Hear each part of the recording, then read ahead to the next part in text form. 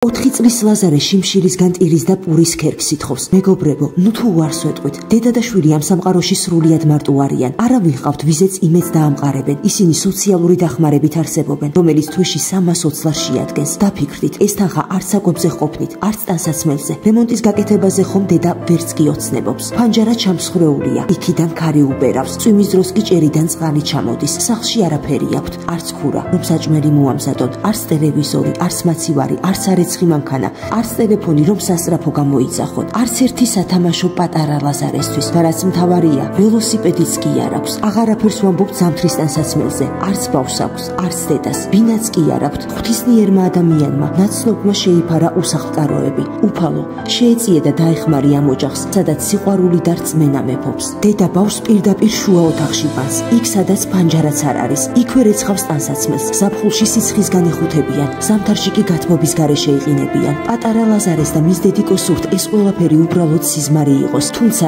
ეს საშინელი რეალობაა, რომელსაც მხოლოდ თქვენი დახმარებით დააღწევენ თავს. ჩვენო ყველაზე მოწყალე და კეთილო მეგობრებო.